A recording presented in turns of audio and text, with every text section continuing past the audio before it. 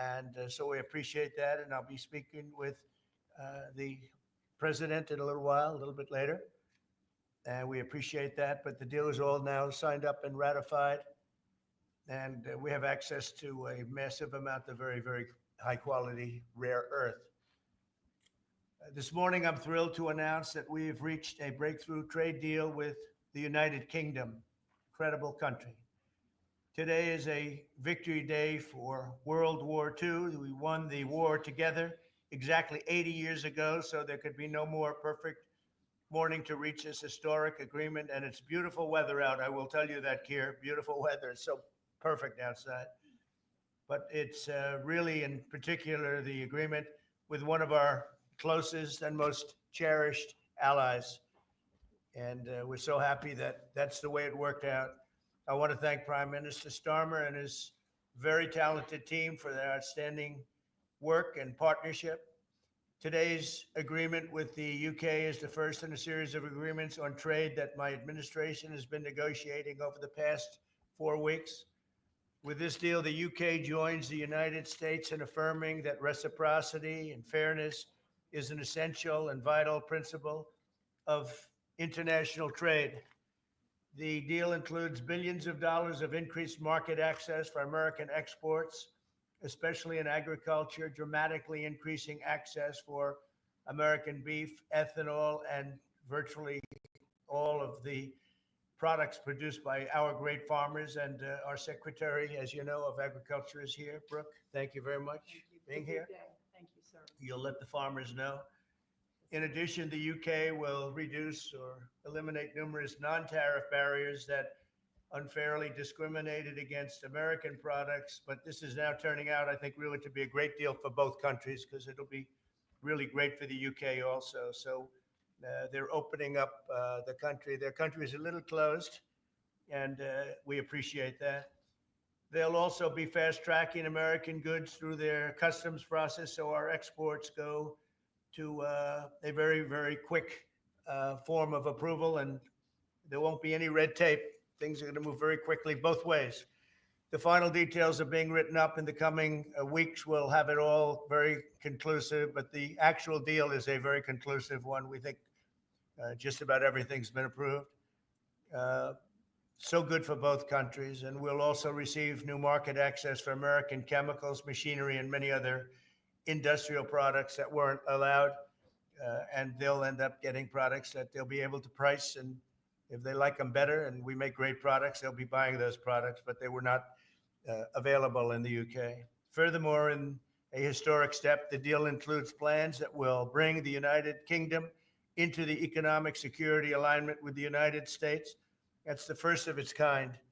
So we have a big economic security blanket, and that's very important. And we feel very, very comfortable with that, because it's been a great ally, truly one of our great allies. I mean, a lot of people say our greatest ally. I don't want to insult people by saying that, but I can say it's certainly one of our greatest, and right at the top. And they're the first one we're talking about. And by the way, we have many meetings planned today and tomorrow, and every country wants to be making deals. And we have a meeting, as you know, Scott will be going over to Switzerland on Saturday, and that'll be very, very interesting. Let's find out, but I think they want to make a deal very badly too.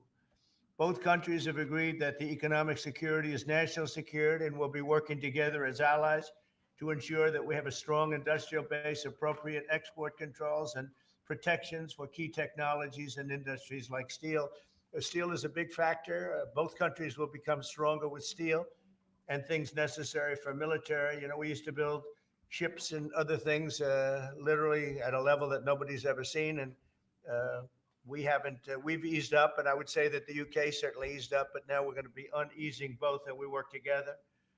Once again, I want to thank Prime Minister Starmer. He's been terrific for his partnership in this matter, the special relationship and external bond. It's really an external and an internal bond between our two countries will soon be stronger than ever before. And we really do. We have a great relationship. I want to just say that the representatives of UK have been so professional, and it's been an honor doing business with all of them, and in particular the Prime Minister. And I'd like to introduce him now to say a few words. Mr. Prime Minister, please take it away.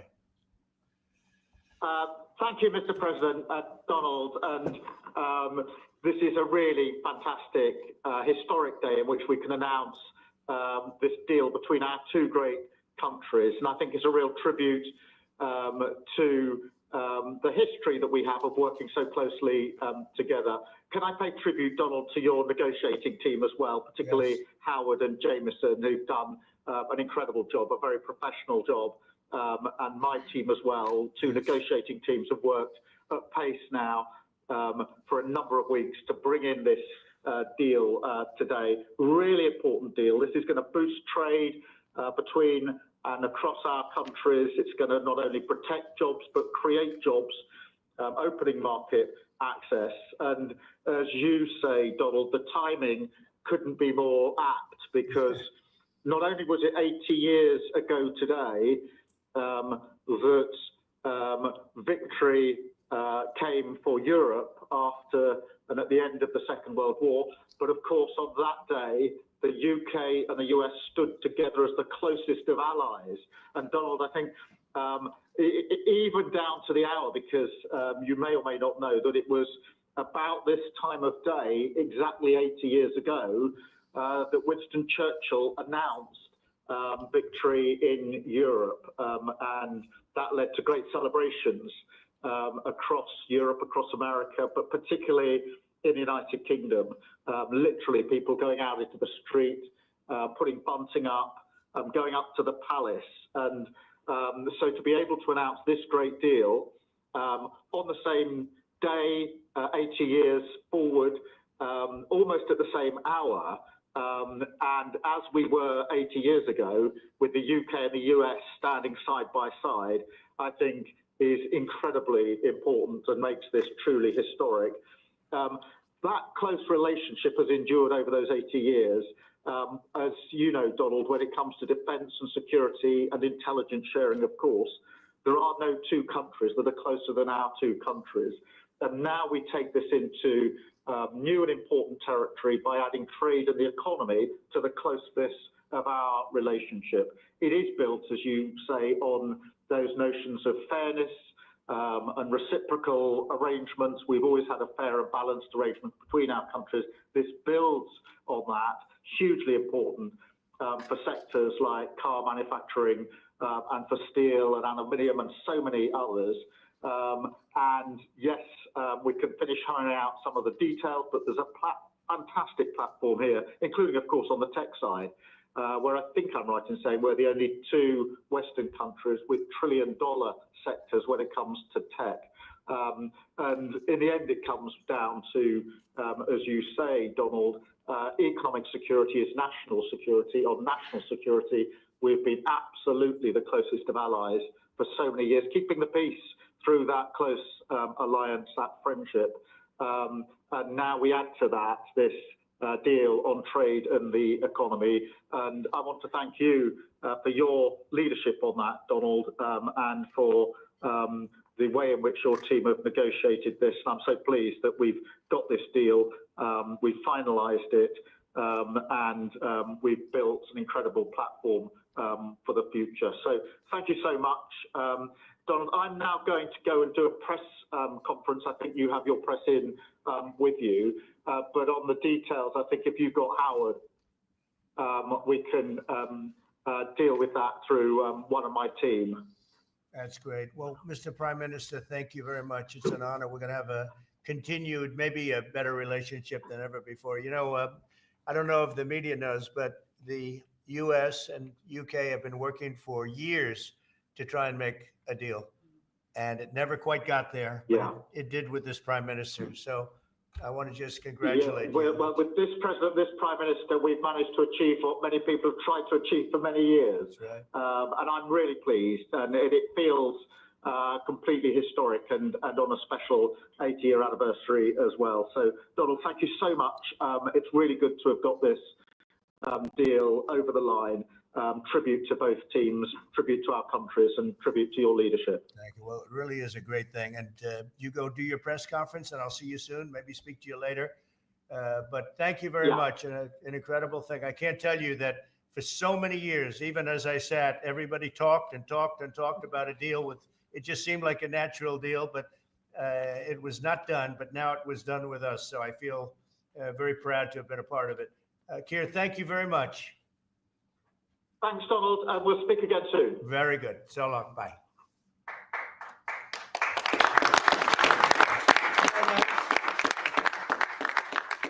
That's very nice.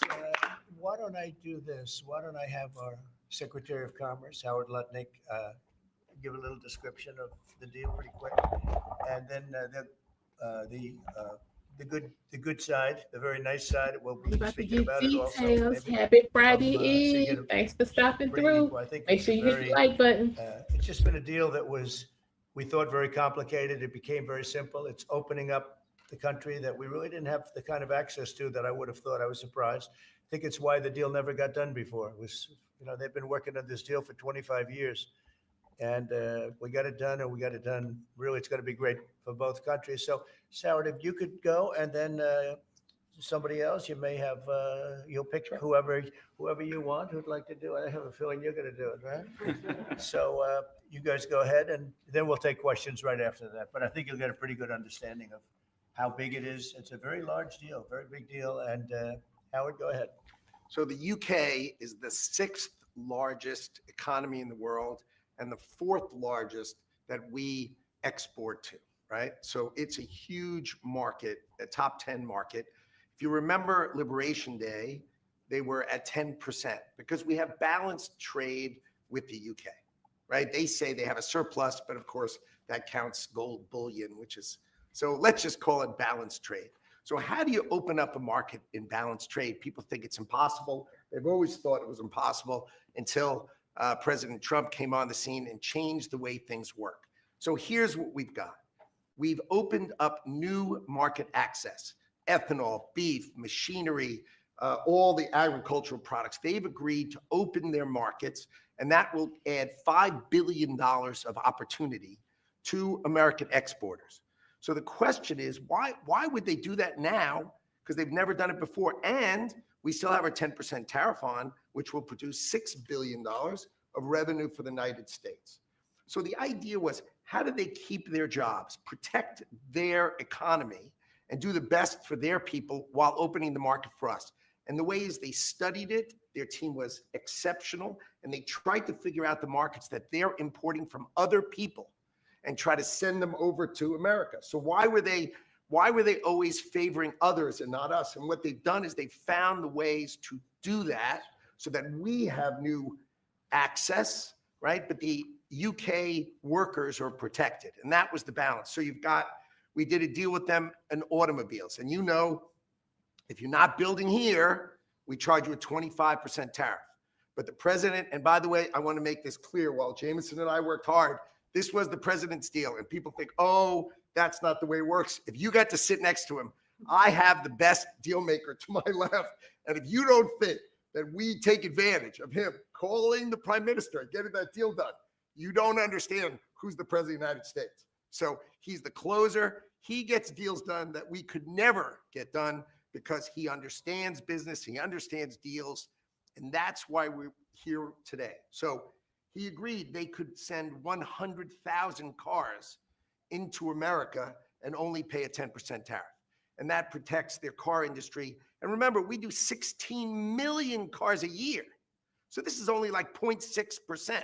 But for the UK auto people, this is tens of thousands of jobs that the president agreed that he would protect for them. So he made that deal, right? Then steel and aluminum, right? Their steel business has been destroyed like everybody else has been destroyed by people dumping steel into their markets.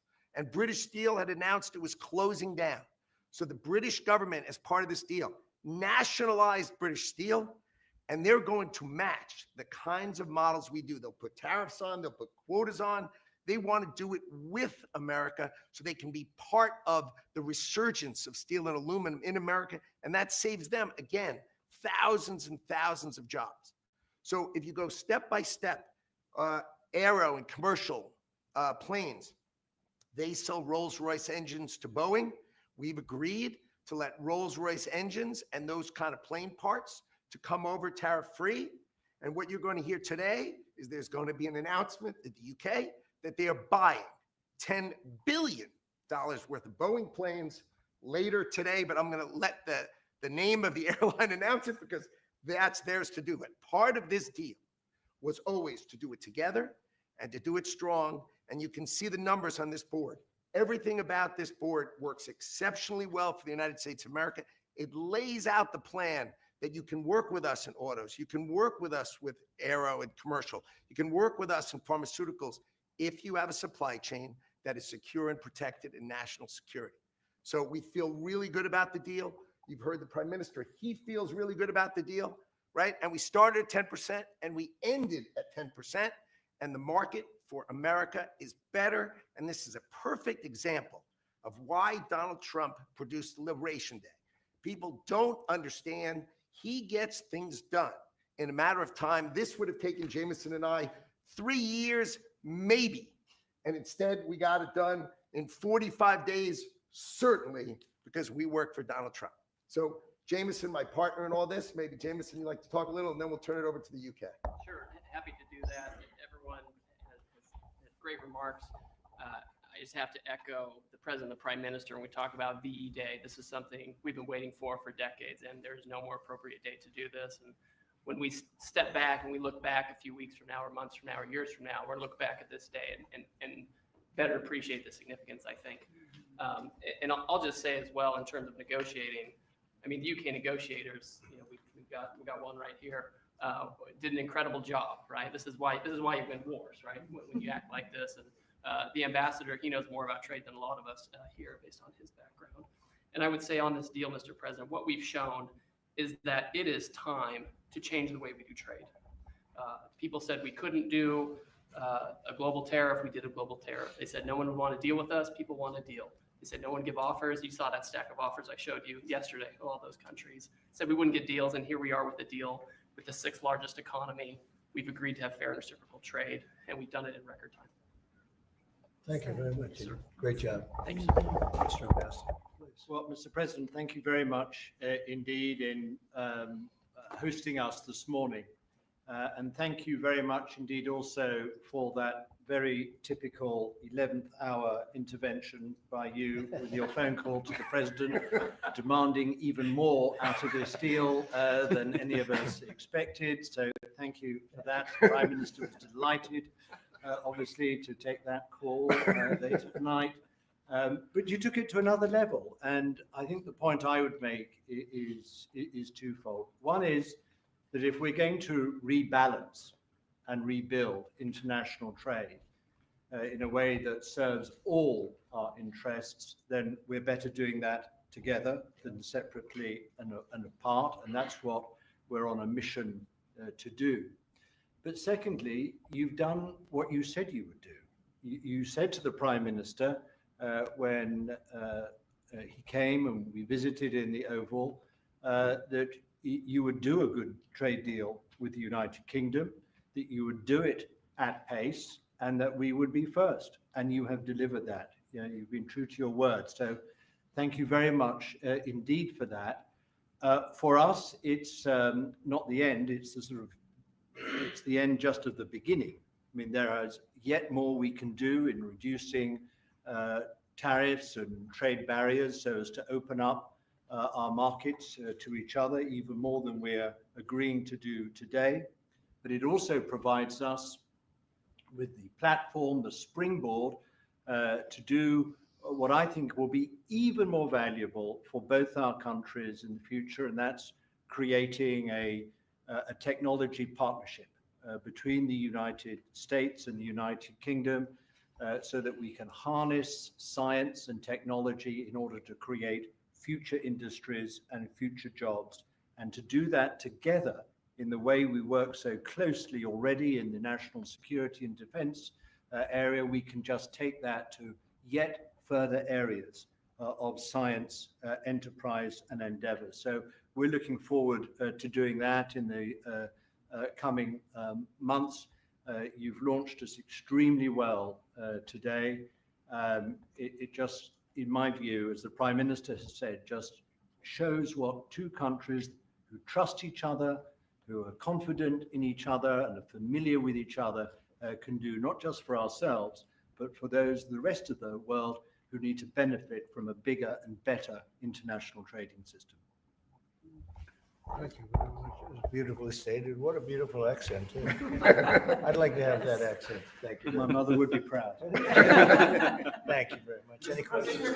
James Matthews from Sky News. Yes. Can I ask why Britain and why now?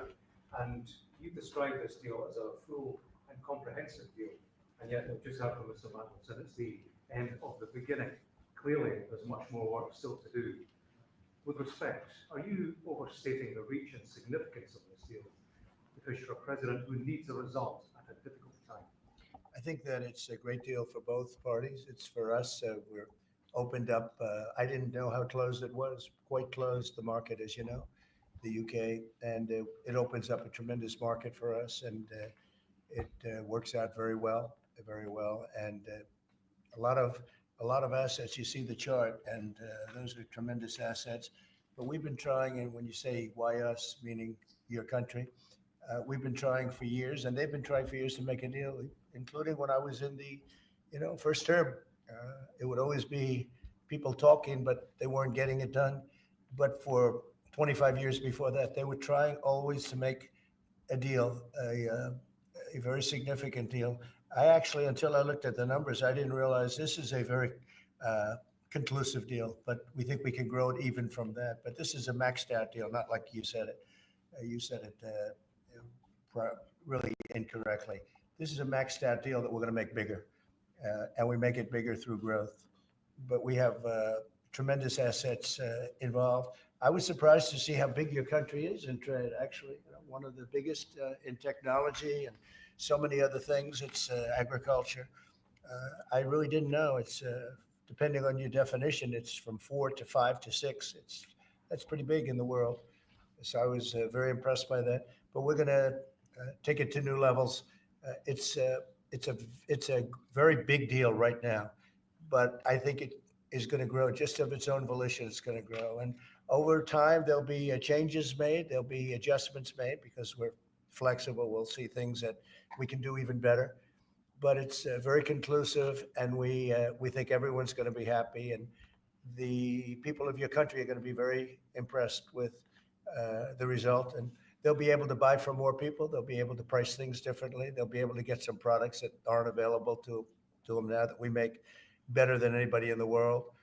And it's just something that it's a great thing that it came together. It's so nice because we have many countries want to make a deal, and many countries are very unhappy that we happen to choose this one, to be honest with you. But long time, our oldest ally, or just about. Guess a couple of people claim that too, but let's put it right at the top. I think it's going to be something very special for UK and special for the United States. Mr. President. Yeah, please. Thank you, Mr. President. Reagan Reese with the Daily Caller. How close are you to more deals, and when do you expect the next to be announced? Well, very close. We have numerous deals. I know Howard's going back as soon as this is finished. Your press conference, he's got numerous. And Scott, who's right over here, who's fantastic, by the way. You were great on television this morning. I watched you. You gave them a little lesson in the world and economics. But Scott's going to be going to Switzerland, meeting with China, and they very much want to make a deal. We can all play games. Who made the first call? Who didn't make it? Doesn't matter. It only matters what happens in that room. But I will tell you that China very much wants to make a deal. We'll see how that works out. Every country throughout the last 40, 50 years has literally ripped off the United States on trade, on military, on protection, on all the different things. And we are now making fair deals. And in this case, it's great because we really weren't very much involved. You have the European Union, which is, I think you made the right decision years ago. I don't know if you remember, I was opening up Turnberry the day that you were voting. And they asked me, would it happen or would it not happen? I said, no, I think they're going to go their own separate way. I think it's better for them. And they did. I think it's going to end up being a very smart decision. But a big part of that decision was always that you'd be able to make a deal with the United States. And they were unable to do that. But now they made it. And it's a tremendous, it's very important. That was always a big part of your decision on Brexit. and they were never able to make that deal. It was, it was a tough one. And this one was, it's amazing with time. This one just went very smoothly, went quickly and smoothly. And a lot of common sense, as I like to say. There's tremendous common sense, but it's going to make your country much bigger in terms of trade, and it's going to make our country much bigger in terms of trade too. Yes, sir. Thank you. For Go ahead, behind you. Oh, yeah. Tom Bateman at the BBC. Thank you, Mr. President. You mentioned meat. You're with who? The BBC. Oh, good. Very nice. They treat me beautifully. You mentioned meat and beef exports. The UK currently doesn't accept American beef because of its own food standards. Are you calling on the UK to accept all American beef and chicken products? Well, I think they'll take what they want. We have plenty of it. We have every type. We have every classification you can have. As you know, Bobby Kennedy is doing a tremendous job, and he's, I think, probably heading toward your system with no chemical, no this, no that. I think we're heading that way. It seems to be, and but we have that also. So we're a very big country. We have a lot of beef. We're a very big country, so it'll be great. Yes, yes, You want me to jump in? yes. Let's talk about American beef really quickly, and it can't be understated. I'm Brooke Rollins, by the way, how important this deal is and what this means to American farmers and ranchers. Specific to the beef, this is going to exponentially increase our beef exports. And to be very clear, American beef is the safest, the best quality, and the crown jewel of American agriculture for the world. So I think a really important part of this deal isn't just the ethanol reducing of tariffs from 19 to 0, which for our row croppers is a huge deal, but also for beef. And as we move forward, I know our incredible trade team is looking at all of the meats, all of the produce, really all of our agriculture exports. And I don't know if there's an industry that has been treated more unfairly and has suffered more than our agriculture industry. So we look forward to, I'll be in the UK on Monday, talking to my counterpart over there for next week, and look forward to moving that out across the country. The president is I think incredible. we could say that we have the best in the world, best tractors, the best everything in the world. And they say that our agriculture is, second to none, you understand. And it'll be a great asset. People are going to be able to have options, choice, and they'll have more of it. And that usually means lower prices. How about we'll do you and then you? Go ahead. Follow-up question for the Italian TV, Daniele Compatangelo, LA7, TV 2000, Primetime Media. So congratulations for the deal. We'll see a big revenues from the chart. But what's the rest of Europe? It's a victory day, but other European countries, it seems like they're losing the We train. intended to make a deal with Europe. We have found that the European Union treated us extremely unfairly, very difficult, and hurt themselves in doing so. And they very much want to make a deal. We'll be dealing with them. We are dealing with them currently. So that'll cover pretty much the rest of it. But this was separate because of Brexit in particular. This was a separate deal. It always seems so natural. I mean, all the media would say that this seemed to be like, why did this happen 25 years? Why didn't it happen a long time ago? And it was always amazing to me. Somebody would say, hey, we got to make a deal. We have to make a deal. But this deal just fell into place. The prime minister did a fantastic job.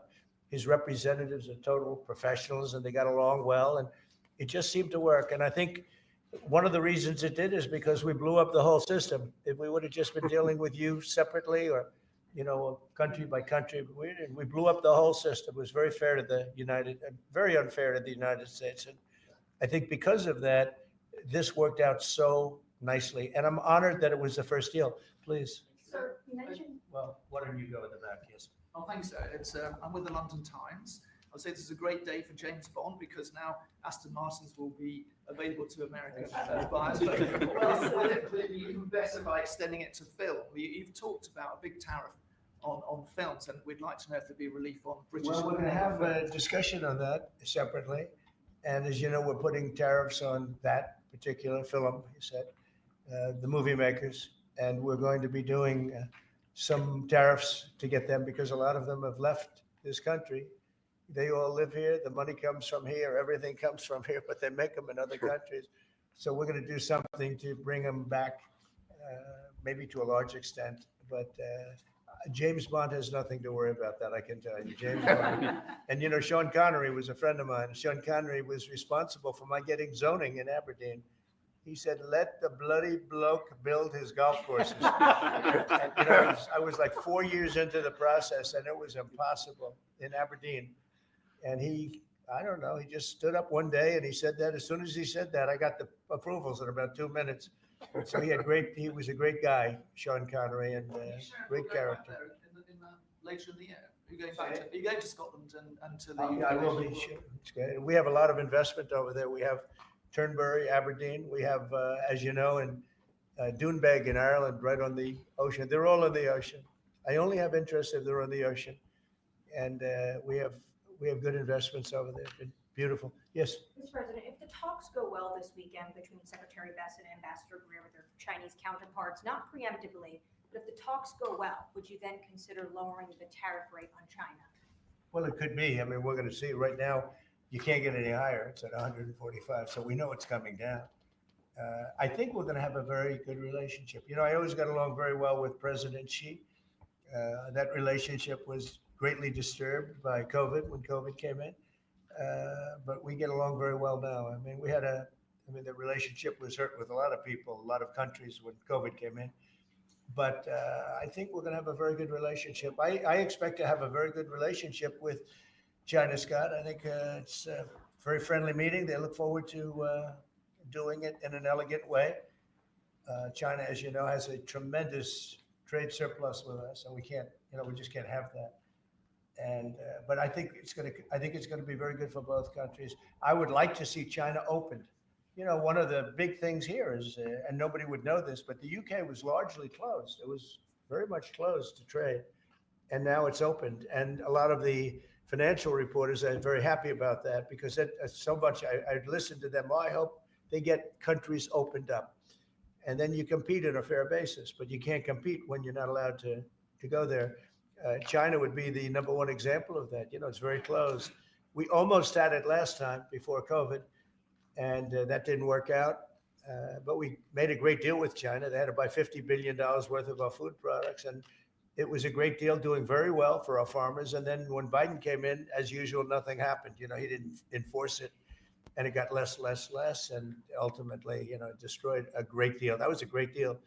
But no, I think that we're going to have a good weekend with China. I think they have a lot to gain.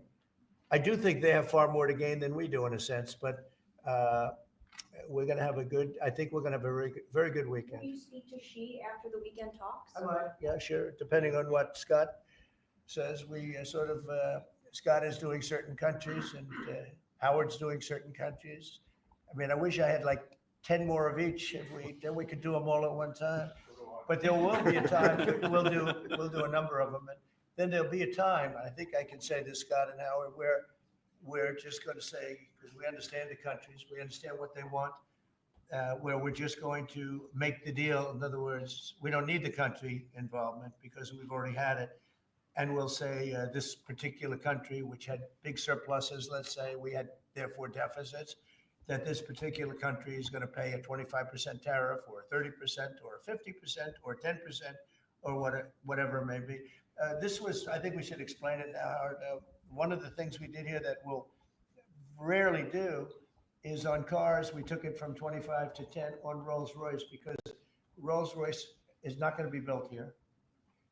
I wouldn't even ask them to do that. You know, it's a very special car, and it's a very limited number too. It's not, you know, one of the monster car companies that makes millions of cars. They make a very small number of cars that are super luxury, and that includes Bentley and Jaguar.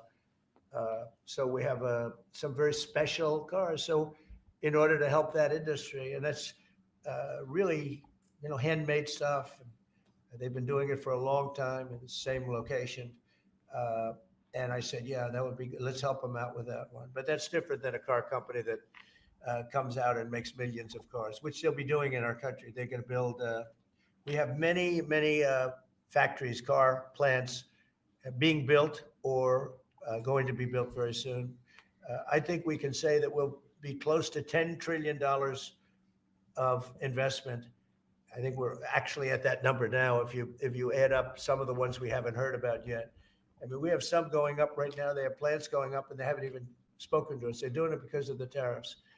And tariffs have always been used against us. And I never understood. I used to sit back as you know, China paid hundreds of billions of dollars in tariffs when I was president. But until then, China never paid anything. And, they really did a big number on us from the standpoint of trade. But we are using tariffs now for our benefit. And we have now close to $10 trillion. Think of that, 10 trillion. If you look at the past administration, and we're talking about over, essentially 2 months, because we could say 3, but it took a little while to get the office in perfect shape, right? It took a little while to get things done. But once we started, when you think of that, close to $10 trillion of investment, you've had years where the United States wouldn't do that wouldn't do 1 trillion in a year, wouldn't do anywhere near 1 trillion. We did 10 trillion in 2 months. So it's amazing what's happening. We're getting calls and that has to do with chips, has to do with cars. We used to make chips. We had Intel, and we used to make chips. We had a monopoly on chips. Everything was made here. And now, over a period of years, because of presidents that didn't know what they were doing, they allowed that business to be stolen from us. Most of it moved to Taiwan. And you probably were in the same position, right? Because you had a lot of the chip making capacity, but they moved it in. And if we would have said, that's fine, if you want to move it to Taiwan, that's good. But if you want to sell back into the United States, we're going to put a 50% or 100% tariff on, they would have never left. But we had people sitting here that didn't understand that, and it's too bad. But now they're coming back, because I'm saying it about 40 years too late, but they're coming back. As you know, we have the biggest chip makers in the world spending, in one case, 300 billion, in one case, 500 billion, same as Apple, and in another case, 200 billion. And we're going to have a large share, a very, very substantial share of the chip making market. You said that this weekend is going to be a friendly visit, but do you expect that it will just be a formality to break the ice, or are they going to get into substantive negotiations? I believe so, yes. I believe it's substantive, yes. I think people like to say, yes, we're having a meeting to meet. Well, we're meeting, so what are we going to do? Talk about meeting again? I think it's going to be substantive. I think we can say that, right, Scott? Very substantive. Now, China wants to do something. And look, they have to at this point. Essentially, they made $1 trillion a year, and now they have absolutely, no business because of the tariffs. They have no business. And they want to have business, and we want them to have business. We want them to do well. We want them to do very well. So I think it's going to be very substantive. Because business has slowed down, as you mentioned. In China. But we're seeing as a result, the ports here in the U.S., the traffic has really slowed, and now thousands of dock workers and truck drivers are worried about their jobs. Yeah, no, that means we lose less money. When I see that, that means we lose less money. Look, China was making over $1 trillion, 1.1 trillion, in my opinion. Different numbers from 500 billion to $1 trillion or $1 trillion. I think it was 1.1 trillion. And frankly, if we didn't do business, we would have been better off. Okay, you understand that. So when you say it slowed down, that's a good thing, not a bad thing. But we're going to make it so they can. I'd like to say they can do better, actually, in terms of the bottom line. We'd like to see China opened up so we can compete in China and, give people something that they've never had, access to something. That'd be great for the world. It would be great for our businesses. And I think it would be great for friendship. I really expect a lot of people think I'm a militant guy. I'm really not. I think that trade can bring a greater friendship with China. It can be something good. But, one of the things that I know Scott's going to be talking about very high on the list is open up and let our businesses go into China, because when you talk about a closed country, that's a really closed country. And I think it would be great if it was opened up. It would give people a lot of choice and would create a lot of jobs, a lot of everything. So I think it would be a great thing for China. And that's going to be one of the things we'll be discussing, like we discussed with UK. Yeah, please. So what does Britain have to do for you to drop the baseline 10% tariff that you're maintaining? Well, I think that's set because that has to do with a lot of different things, including past. There are a lot of past things that we talk. This is very inclusive. We included everything, and that's pretty well set. Yeah, please. Yeah, Mr. President, the 10% baseline tariff remaining in place, is that a template for these future trade deals? You say you're going to keep it here. No. Is it going to stay in every case? No, that's a low number. They made a good deal.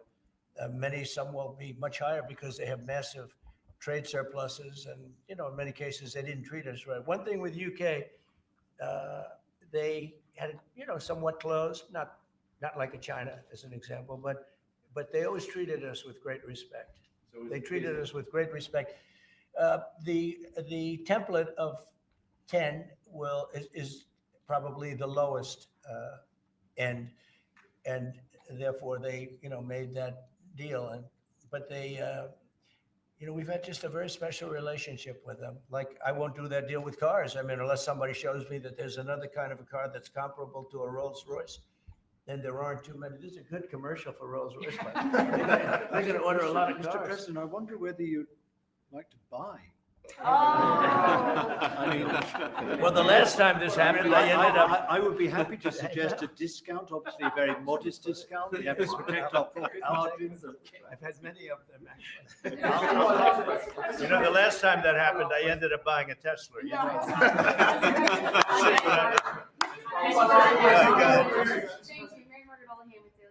I had a question about the UK deal today. I heard there was talk that part of the agreement would depend on whether the UK would respect free speech and freedom of religion.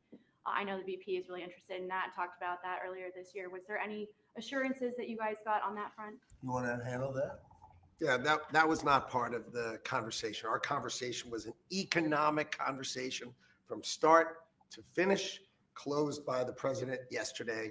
This was a business deal, open their markets, and also protect their workers, grow our markets, and help our workers. This was about business religion. Business is sort of a semi-religion, but not nearly as important. I don't want to get myself into Mr. President,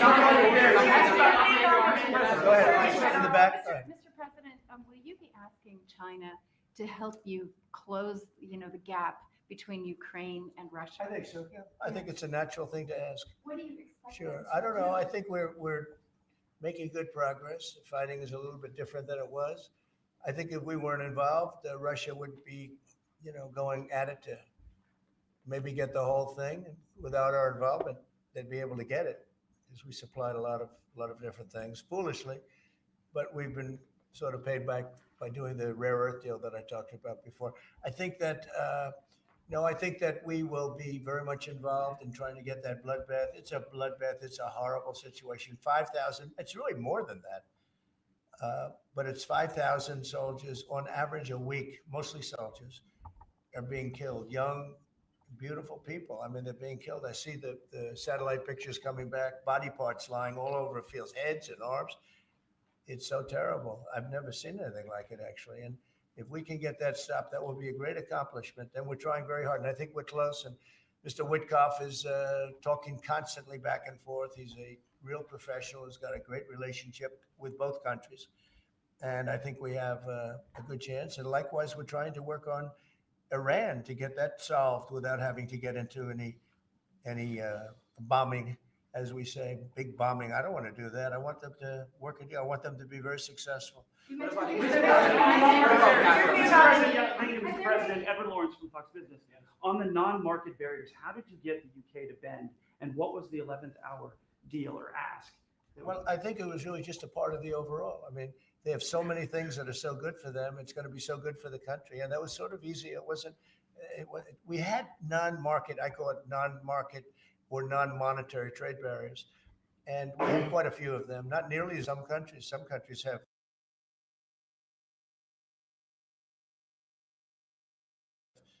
they have virtually no tariff, but the rest of it is so brutal you can't do business with them in order to get other things. And you might want to speak to that, Mr. Abbas.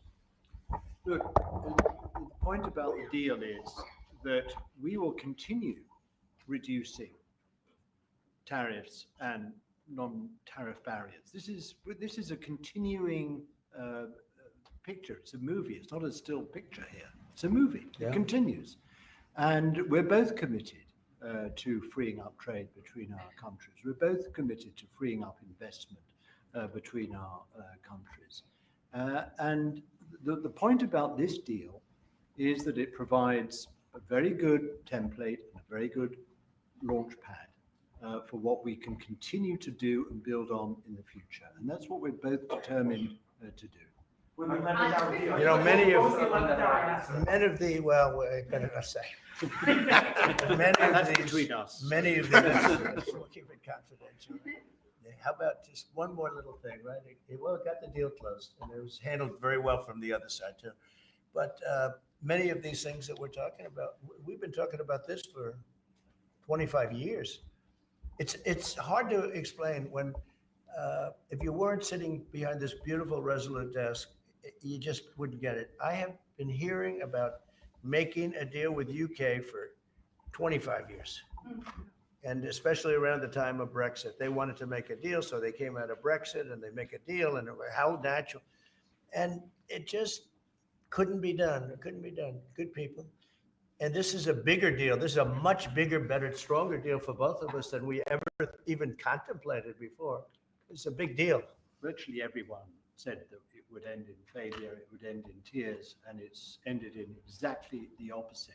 Yeah. But Mr. President, can I say that that is due to Secretary Lutnick and Ambassador Greer, have been absolutely fantastic. But Right. yesterday I received a call, a very diplomatic call that just edged things over the line, and that was from your new ambassador in the United Kingdom. Who is terrific. Right? Warren Stevens, he's here. Where is Warren? Right here.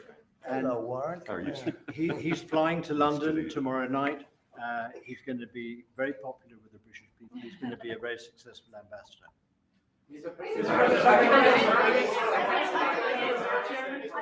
And Were you disappointed? And he's got plenty of cash. That guy's plenty of cash. We need some more big spenders. You're gonna go ahead fast. Yeah, are you planning to meet Ursula von der Leyen, the Oh. president of the European Council anytime soon? Oh, she's so fantastic, right? She's so fantastic. I hope we're gonna meet. Yeah, the answer is yes. I saw her a few days ago. And I think that we'll definitely meet, yeah. The European Union is a big thing. They want to make a deal very badly. You know, everybody wants to make a deal. Look, everybody wants to make a deal with the United States, and we're doing that, and we're going to make fair deals. I'm just honored that this was the first one. Go ahead, please. The Federal Reserve Chairman, Mr. President, says that you would have to call him for a meeting. Do you plan to meet with him? And what do you think about? And it's like talking to a wall. He should be. What do you think about not cutting the Bank of England cut? Well, the Bank of England cut, China cut, everybody's cutting but him. It's I don't know. We'll see what happens. It's a shame. I call him Too Late, Too Late Powell. That's his nickname, and it's a shame. It's ridiculous. So meeting, he's always too late.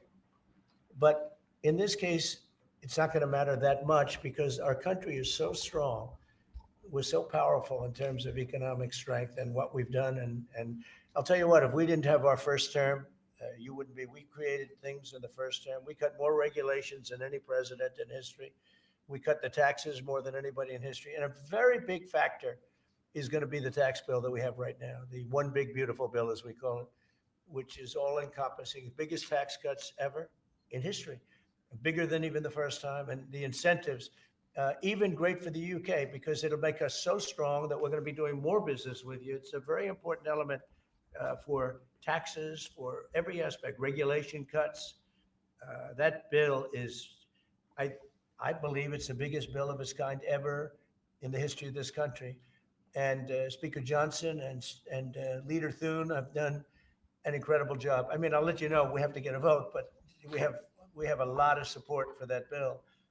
And if that happens on top of all of these trade deals that we're doing, this country will hit a point that you better go out and buy stock now. Let me tell you, this country will be like a rocket ship that goes straight up. This is going to be numbers that nobody's ever seen before. That's a very important element of all of this. If we get that, if you don't, and the Democrats are fighting it only because they want to fight. They have Trump derangement syndrome. If it was somebody else, they wouldn't fight. If you had a normal person, if you had some stiff sitting behind you, they'd be fine. But they have Trump derangement syndrome. Senator Schumer's become a Palestinian. He's welcome. I don't know when they're going to give him the ceremony, whatever the ceremony may be. It's terrible what's happened to the Democrats. So very, very important element of everything, of what we're doing, unrelated to today, but related in the sense that we'll do, if that passes, we'll do even more business with the UK. We'll have so much. It's the biggest tax cut in history. It's going to make our country zoom. It's going to be incentive, as you know, with the deduction for basically for work. You work, you build, you plant, etc. Your deduction. It's going to be the biggest. It's the biggest bill of its kind to ever pass. Maybe the biggest bill ever passed. That's why we call it the one big beautiful bill. You just announced a new nominee for the U.S. Surgeon General who never finished her residency and is not a practicing physician. So can you explain why you picked her to Well, be she's America's yeah, top doctor? because Bobby thought she was fantastic. She's highly, she's a brilliant woman who went through Stanford, and as I understand it, she basically wanted to be an academic as opposed to a surgeon. I think she graduated first in her class at Stanford, and Bobby really thought she was great. I don't know her. I listened to the recommendation of Bobby. I met her yesterday and once before. She's a very outstanding person, a great academic, actually. So I think she'll be great. Your nominee for U.S. Attorney of D.C.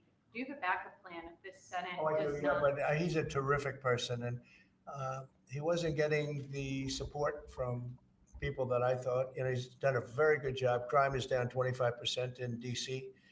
During his period of time. I'm very disappointed in that, but I have so many different things that I'm doing now with the trade.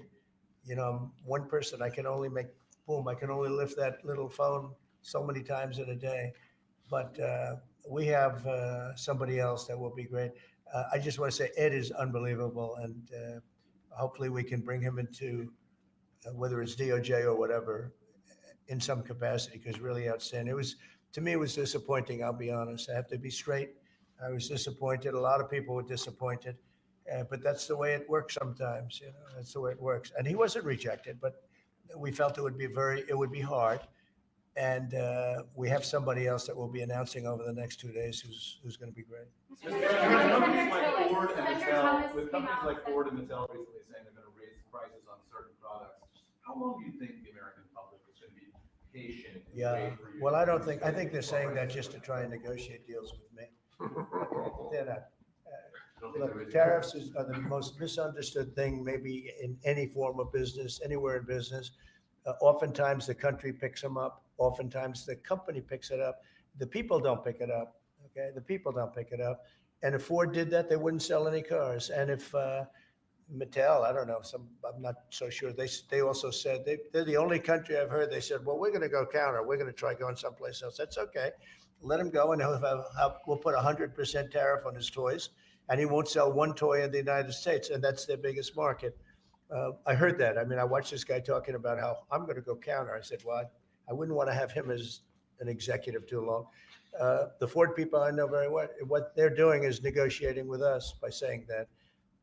But we don't think that's going to happen. Look, I put out a truth today, and it said that gas is down, gasoline is down, energy is down, groceries are down, eggs are down. I mean, eggs, thank you very much, but eggs are down. When I came in the first week, you guys hit me with eggs. I said, what the hell happened with eggs? Eggs were up like 170% and going up, and they said, don't order any for Easter. And we were thinking about ordering plastic eggs like everybody was doing. And Brooke did a fantastic job, agriculture. Brooke did a fantastic job. And we had hundreds of thousands of eggs out here on the lawn just 2 weeks ago at Easter. But you take a look at the cost. Energy's down.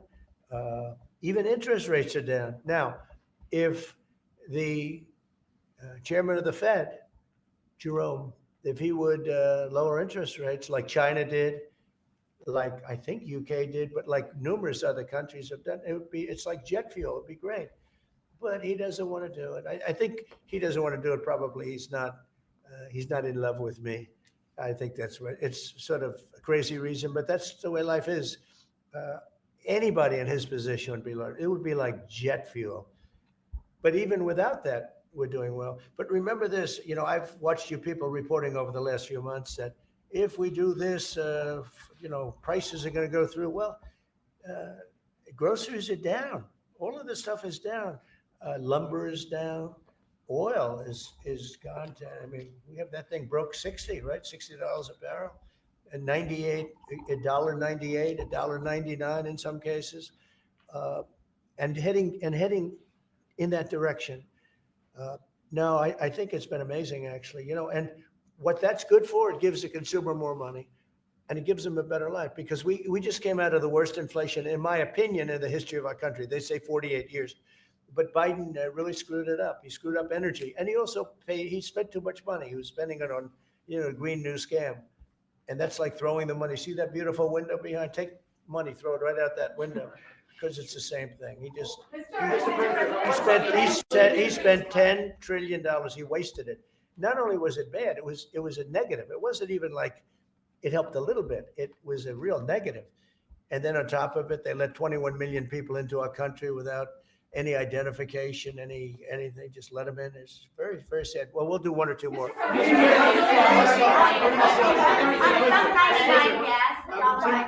Yeah, please. Go ahead. Who are you with? I'm with the Daily Telegraph. You know me from Yeah, I do. How concerned are you about the UK's reliance on China? Chinese money in money markets, Chinese exports. We're not concerned. Is that something? You know, honestly, I'm not concerned about anything. If I was, I wouldn't even be here right now. If I was concerned about anything, and it wouldn't be that, but I wouldn't be here right now. No, we're not concerned. We're going to have, I believe, a very good relationship with China, and a fair relationship, and it'll get bigger and it'll grow. It'll grow. As an example, if they open up the country, that'll be the best thing China ever did for itself. They don't know that yet because, you know, it's been a different system. But that'll be the greatest thing that ever happened to China. The people will be happier. They'll buy for less. They'll see things that they never saw before, and they'll be buying them. And it'll really create great long-term peace. And if I could ask one of the Agriculture Secretary, actually, there's a lot of concern about chlorinated chicken, the import of hormone-treated beef. Has that question been addressed, resolved in these talks, or is that something for the continuing negotiations? Well, Yeah, James. I would just say that it's very clear, and we have in the heads of terms that we are going to discuss all of these types of issues, and obviously the importing country, whether it's us or them, you got to follow the rules on those types of things. But our point is the rules need to make sure that they are based on science, and that's our expectation. We know the UK believes that too, so we want to come to an accommodation. We want the consumers in each country to be able to choose what they want and give them the information that they want. We have an incredible EPA led by Administrator Zeldin that is on this. So the talks continue, but we are very, very confident in our products, and what the president has done to open up the markets is unprecedented for these farmers here in America. Thank you. Wall Street as they watched this. You saw the stock market decline sharply after Liberation Day, and it's rallied back since then. Well, now it's going to really rally because, you know, don't forget, they said this is all a pipe dream. And this is a tough one. This is, somebody would say, well, this is easy. This is much tougher, I think, than any other deal because they've been at it for so many years, decades, trying to make this deal.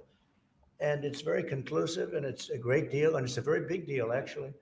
And no, this is just the beginning. We're going to be having conferences, or at some point we won't have, we'll just put out a statement that we just signed this country, that country. And after a number of these are done, nobody has enough people to do it. We're just going to put out X country is going to pay this, and if they open up, they're going to do this and that, and then they're going to be open up.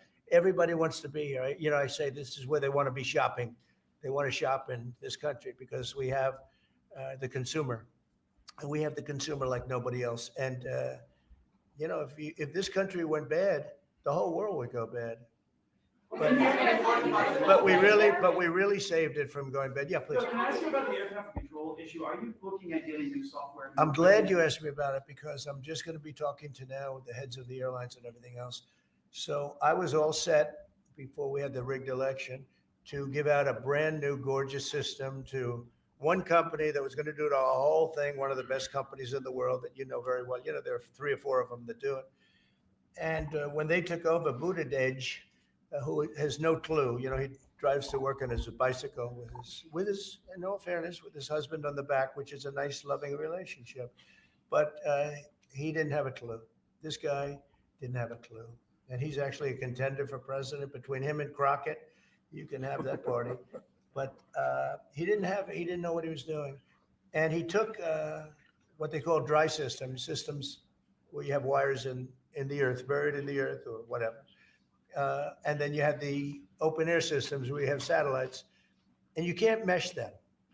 Anybody would know that if you went through about 2 months of study in school, if you studied that kind of thing. And he did.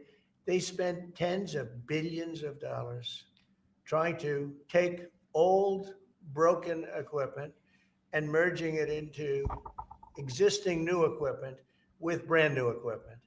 It's one of the greatest. They spent like $40 billion. And what they did is they made it worse because it doesn't work together. You can't make it work together. If you have a satellite system, you need satellite. If you don't, they had all these different technologies, some of them 50 years old, and they're trying to mesh them in. And they end up spending twice the money they should have. You could have bought a whole new system. So we have a very good guy who you all know, Sean Duffy, is head of transportation. And Sean will be on later on this lesson in afternoon talking about new he's air become traffic really control good. system, And we and are we're going now to in the see market what he to got buy to say so gorgeous these planes can brand stop new system. crashing. The helicopter that crashed into the plane at 400 feet, it shouldn't have been. What would have happened is all sorts of bells and sirens would have been going off 3 minutes before that accident happened if you had the right equipment, but they did. And the new equipment is unbelievable what it does. You can have, you don't even, well, I was going to say something, but you always, in my opinion, you always need pilots. I want pilots, but you wouldn't even have to have pilots. This system is so incredible what they can do, but we have a system that's obsolete. And what they did is the worst. They tried to combine the really old broken stuff with the new stuff, and you can't combine it. And anybody should have known. So Biden, do you think Biden figured this out? I don't think so, fellas. Do you think he has any clue? He doesn't know what the hell's happening. So here's the story. We're going to be buying a brand new, it's going out to bid very soon, brand new state-of-the-art system that will cover the entire world. I'll give you an example. When my pilot, now I have military pilots, but prior to that, I have very good pilots, great pilots. They would land, and I won't tell you which country, but they would use the system of another country. They wouldn't even use the system of the United States. So if I'm landing in New York or Florida or Tennessee, they're using a system from another country. I said, why is that? And they were, they're not into business, but they're just saying, our system doesn't work, sir. And I said, boy, that's pretty sad. But we were all set to give it out to, look, you have a Raytheon and you have different companies like that, numerous companies. And you have companies that would do it, like an IBM, as an example. And you give out one deal, one contract. They gave out hundreds of contractors. They had diggers. They had non-diggers. They had people that focused on satellites. They had hundreds of different contracts. One contract where one guy is controlling everything. You need a trench, then they dig a trench. But if you don't dig the trench, they don't blame you. What happens is you don't dig it, then they say we want a cost overrun. Now we have it all set, and we're going to be doing it. We would have done it, except that the election took a little strange turn. But the second one didn't. That was too big to rig. Thank you very much, everybody. Thank you. Thank you. Thank you. Everybody.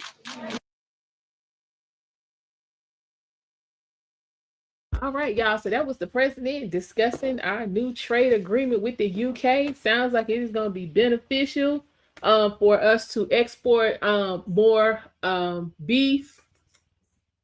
And looks like we are going to, be able to get our steel back on track. They did mention that the prime minister was going to have a press conference. That is actually in process. So if y'all give me just a second, we'll go ahead and get that up and see exactly what it is he got to say. Because child, he didn't waste no time. He like, we about to get it. Hold on. Okay, yep, here it is. What long? Hold on. Yeah, it's only about 10 minutes or so. So yeah, y'all, we are in business with the UK. Okay, I think, what I'm saying, with RFK and the changes that he's making, I think that is going to make our, what I'm saying, food more desirable for the rest of the world, because I think that's why you know what I'm saying, we have not been exporting as much because the standards that we use are vastly different from the standards that the rest of the world use, and the rest of the world seem to be in better health. So if RFK gonna get us on track like he said he would, and that's definitely, you know what I'm saying, gonna make us a bit more desirable as far as being able to export our, you know what I'm saying, meat and, you know, vegetables and all that good stuff. So we're gonna see, but let's see what the prime minister talking about, because then they were talking about you know what I'm saying, with the steel and adding on jobs, how and that the UK is about to enter into this contract with Boeing to build these plane engines. So we gonna see what's going on with that in this press conference with the prime minister. But I did see in the chat that people was talking about, you know what I'm saying, it took them, you know what I'm saying, it took them 45 days to put this deal together and all of this and all of that. Seems to me like this was, you know what I'm saying, a strategic move, because you come out and you're talking about the deal with the UK, then the UK turn right around while you still talk about the deal you just struck with them. They coming out talking about the deal that they struck with Boeing based on the back of the deal they just struck with us. So it sounds like all of this came together just like they wanted to. And I mean, just because you make a deal in 15 minutes don't mean it's a good deal. And just because it took you 45 days don't mean it's trash. So I need y'all to chill out and come and get the information that I'm giving y'all, because that's the point of all of this. So y'all can know what's going on. But yeah, y'all might want to get your pennies together and invest in steel somewhere, anywhere, because if this worked like it's supposed to, it's about to blow. But let's see what's going on with the prime minister.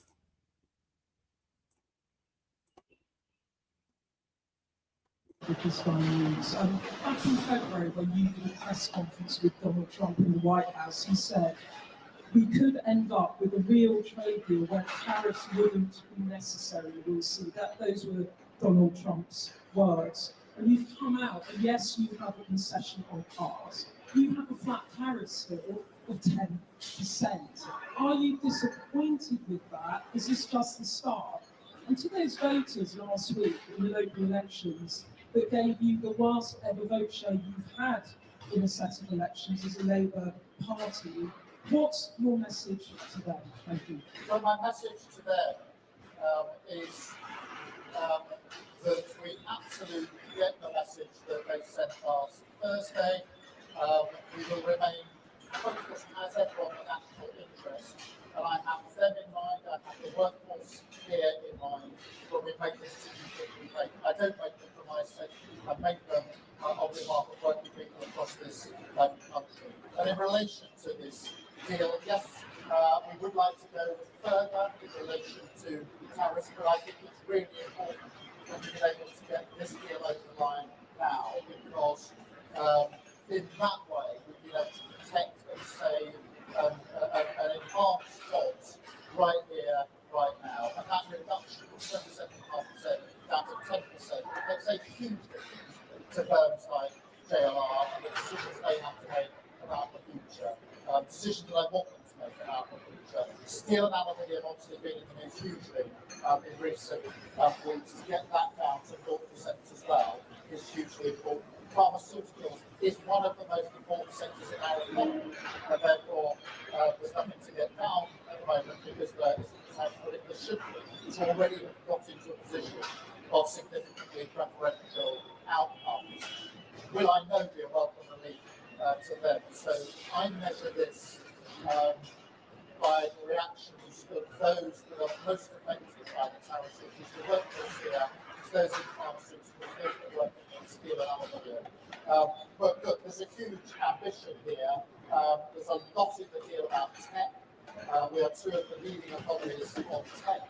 There's a huge amount we can do on tech as well. So we want to go further, in those areas and on tariffs, keeping our red lines absolutely in place on SBS and on food standards and agricultural standards, because that matters so much to us here. Thank you, Beth. Paul. Hi there, Paul McRyan, thank you, Prime Minister.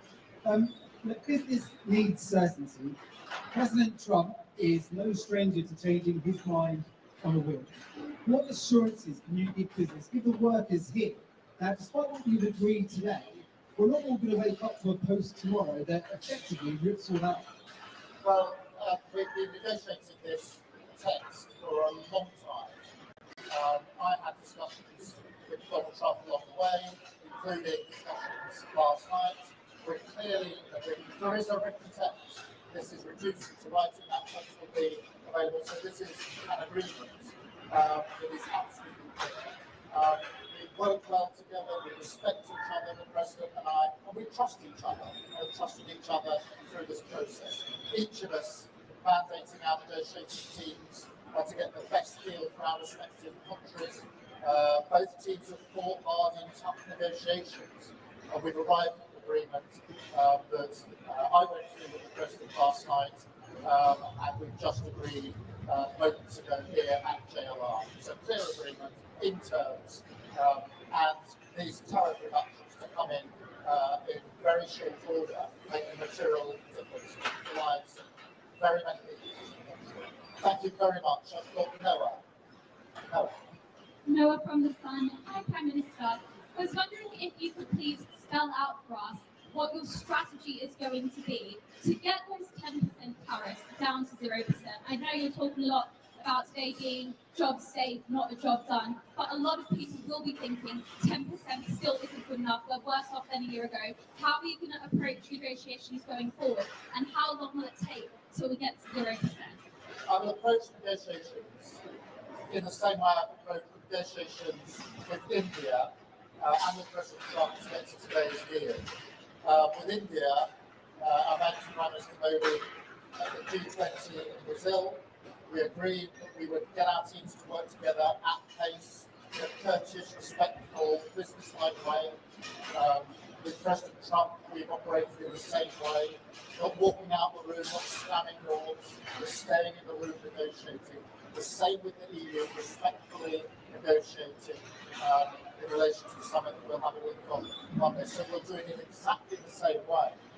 But please do not underestimate the significance of the tariff reductions today, because these are measured in thousands of good, well-paid jobs across the country. And that really matters. That's the heart of everything that I believe in. And I believe serious, pragmatic, in-the-room negotiations acting in the national interest are far better than performative politics. People slamming the door, clambering out. We're being performative, we're not actually delivering what. And I'll continue in the same vein. We've had 2 trade deals this week by acting in that way. And I think that shows that serious pragmatism defeats performative politics every day of the week. Thank you. Mike, from the Mayor. You mentioned tech a couple of times. JD Vance has on a number of occasions said that one of his red lines is concessions on our anti-hate speech laws. How have you managed anti-hate speech laws? How have you managed to talk him around on that? And very quickly, if I may, I think you'll admit that this wasn't what you were expecting to do today. Donald Trump has been struggling to land his arguments on tariffs. Have we been bounced into this by a president giving his help out the hole? Well, look, I mean, in terms of free speech, I've been really clear throughout. We've had free speech in this country for a very, very long time. It's one of our foundational principles on which we're all very, very proud, and that will not be the case. There's nothing in this deal that impinges on that in any way whatsoever. In relation to the timing of this, no, not at all. Our teams have been hard at work for weeks on end. I wanted to get a deal over the line. I made no, not ashamed of that. I wanted because I knew how important it was, particularly for JLR. We got a deal, we got it over the line, and we got it over the line in a timely manner. The last thing I wanted to do was deliver a deal that didn't come in time for those who desperately need it. So, no, I didn't know the exact day.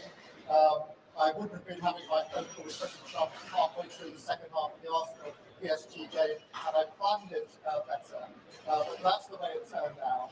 So that's the discussion we were having late last night about how we proceeded with this deal, and I'm really pleased to be able to come here today. And actually, to be able to do it on VE Day is really significant, because of course the US was standing there as our ally 80 years ago today. So today is an opportunity to reflect on the fact today we stand together as allies on security and defence, of course, preventing countries that are closer on security and defence, but now we are trade and economy to those issues where we're the closest allies. I'm really pleased about that. And thank you. Thank you, Prime Minister. Hugo Dyer from the iPaper. Just the other day, President Trump threatened to put tariffs on the film industry. Obviously, Britain has a huge film sector. Have you asked him to take that threat off the table? What did he say? And if he hasn't taken that off the table, how are you going to stop that becoming a reality? Well, obviously there aren't any tariffs in place on film at the moment, and of course we're discussing it with the President's team. We'll take the same approach as we take on other issues, whether it's tariffs imposed in produce or potential tariffs in areas like pharmaceuticals or film. We'll take the same approach because for me what matters is acting in the national interest and making sure that everything that we do is good for working people in this country. Whether it comes to, whether it's steel and aluminium, whether it's car building, whether it's pharmaceuticals or film, we are brilliant at these things. And therefore I will act in the national interest and have those discussions and film as we've done on other issues. Thank you all very much indeed. Thank you. I will now talk to some of the All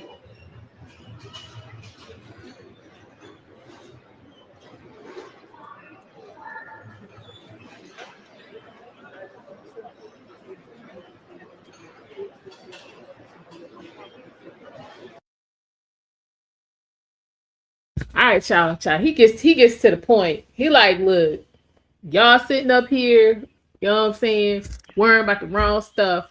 We gonna get into this with the United States and get back on track. And I think he said they only gonna pay what 10% on the tariffs. I don't know why people think that countries have never started paying tariffs until now. Tariffs been a way of life. Like, let's be for real. And 10%, that really is not bad. Not bad at all. And I'm sure one guy asked about, you know what I'm saying, the movies. I'm sure, you know what I'm saying, that Trump, you know what I'm saying, would probably cut him some kind of deal on the movie situation. But, let in due time, let everything come out. It'll be all right. So, I mean, from what we've heard, from what I've heard from both sides, I mean, it sounds like this is going to be pretty, advantageous for both sides. So, I mean, only time will tell. So just sit back and let's see what's going on. I mean, the UK doesn't sound like they're really trying to do anything to hurt us. We're not really trying to do anything to hurt them. So let's see how this plays out. As usual, y'all know our president will never start on time. It should have been over with. But anyway, we have about 2 hours until Sean Duffy comes on and discusses the new air traffic control system. So we will be back to see what he has to say, because as the summer approaches, I would really appreciate, these planes I'm about to get on not crashing. So we will see what the plan is for that. So definitely make sure you have your notifications on, as we will be back as soon as that gets started. So I will see you guys later. I do appreciate you for stopping by, and take care. Bye.